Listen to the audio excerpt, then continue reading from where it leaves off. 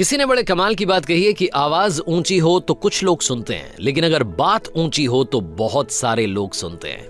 Hi guys, मैं हूं RJ Kartik. एक छोटी सी कहानी। ये कहानी एक लड़के की। 24 साल का लड़का जो सेठ के यहाँ पर नौकरी करता था। उसके माँ बाप इस दुनिया में नहीं थे। जिंदगी बड़ी परेशानी में चल रही थी। वो जाता था, रोजाना पैसे कमा करके घर आता था, खाना बनाता था, खाता था, सो जाता था। एक दिन उसने देखा कि उसने 4 चपाती और सब्जी बनाई।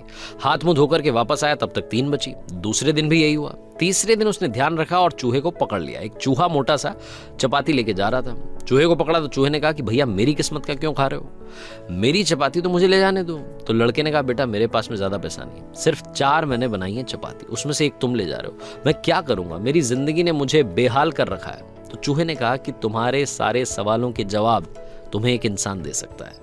लड़के ने पूछा कि कौन है?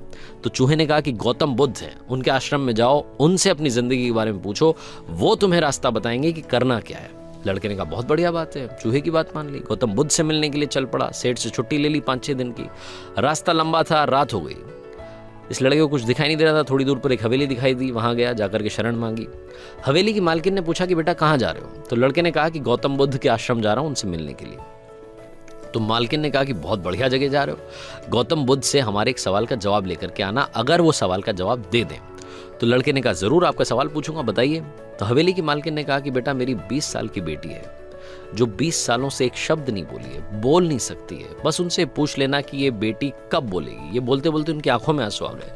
लड़के ने कहा माता जी आप परेशान मत हो, मैं जाऊंगा और आपके सवाल का जवाब जरूर लेकर आऊंगा। लड़का अगले दिन चल पड़ा।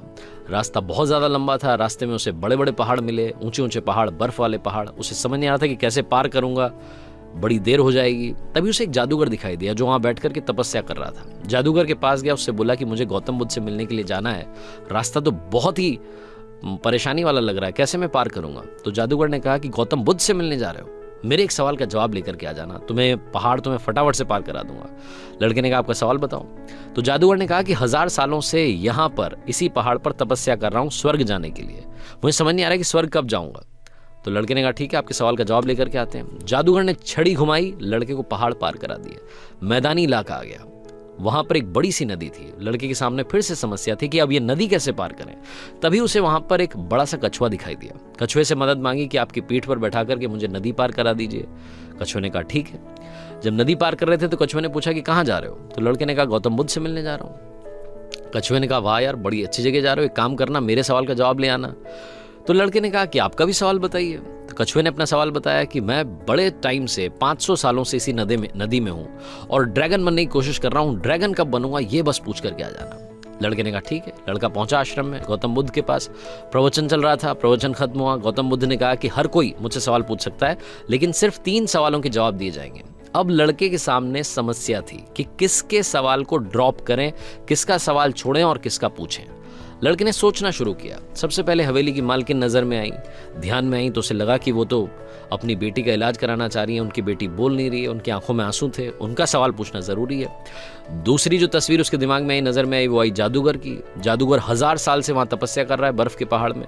तीसरी तस्वीर आई कछुए की, जो 500 साल से नदी में ड्रैगन बनना चाह रहा है। फिर लड़के को अपनी तस्वीर नजर आई, जो सेठ के यहाँ पर एक लड़का नौकरी कर रहा है। लड़के ने सोचा कि मैं तो नौकरी कर ही रहा हूँ, खाना खा ही रहा हूँ, ठीक चल ही रहा है, थोड़ी और मेहनत करूंगा, कुछ बदलूंगा। इन 3 लोगों की जिंदगी में बदलाव लाना जरूरी है, इन 3 के सवाल पूछने जरूरी है। लड़के ने गौतम बुद्ध से तीनों के सवाल पूछे।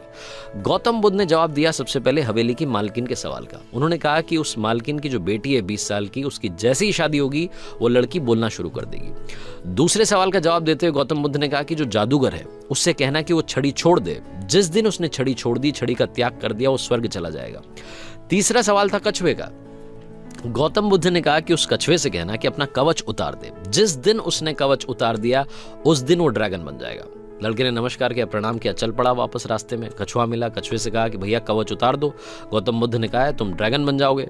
कछुए ने जैसे ही कवच उतारा, मोती ही मोती निकल आया। कछुए ने कहा मोती का मैं क्या करूंगा, आप ले जाओ। लड़के को मोती दे दिए और कछुआ ड्रैगन बन गया। थोड़ा आगे चला तो जादूगर मिला। जादूगर को जाकर के कहा कि भैया आपको छड़ी छोड़नी पड़ेगी, तभी आप स्वर्ग जा पाओगे। जादूगर ने कहा ये लो छड़ी छोड़ दी, ये छड़ी तुम रख लो, मैं स्वर्ग चला जाऊंगा। जादूगर स्वर्ग चला गया। और अब आई बारी तीसरे सवाल की। ये पहुंचा उस हवेली में जहां मालकिन ने सवाल भेजा था। मालकिन से जाकर के बोला कि मालकिन आपका जो सवाल था उसको जवाब मिल गया है। आपकी 20 साल की बेटी की जिस दिन शादी हो जाएगी उस दिन ही बोलना शुरू कर देगी। उन्होंने कहा क्या बात है, तो देर कैसी, मेरे सामने ही तो दूल्हा बैठा है, तुमसे बढ़िया लड़का कौन हो सकता है। लड़की को बुलाया गया, लड़के ने लड़की को देखा, लड़की ने लड़के को देखा, शादी करा दी गई। और जैसे ही शादी हुई, लड़की ने पहली बात बोली कि आप तो वही हो जो उस दिन रात में हमारे यहाँ आकर के रुके थे। लड़की ने बोलना शुरू कर दिया। लड़के के पास में जिंदगी में पैसा आ गया, क्योंकि मोती मोती आ गए, जादूगर की छड़ी आ गई, ताकत आ गई, और शादी भी हो गई। लड़के की जिंदगी सेटल हो गई, सिर्फ इसलिए क्योंकि उसने अपने सवाल का त्याग कर दिया था। इस दुनिया में जो जहाज होता है जब किनारे पर होता है तो सुरक्षित होता है, सबसे ज्यादा सेफ होता है, लेकिन उसे दूसरे किनारे पर जाने के लिए इस किनारे का त्याग करना पड़ता है, लहरों से भिड़ना पड़ता है, मुकाबला करना पड़ता है। इस लड़के ने जब तक अपना सवाल नहीं छोड़ा था, इसको जवाब नहीं मिले थे। ये छोटी सी कहानी लाइफ में बहुत बड़ी बात सिखाती है। अगर आप कुछ कमाल करना चाहते हैं तो त्याग कीजिए उन बुरी आदतों का, आलस्य का। सुबह जल्दी उठना शुरू कीजिए, अपनी लाइफ में जो बैड हैबिट्स हैं उन्हें हटाइए, तभी जाकर के आप कमाल कर पाएंगे। आरजे कार्तिक एक बार फिर आपसे कहेगा, कर दिखाइए कुछ ऐसा कि दुनिया करना चाहे आपके जैसा। हर सोमवार सुबह 9:30 बजे मेरे चैनल पर देखिए एक नई कहानी।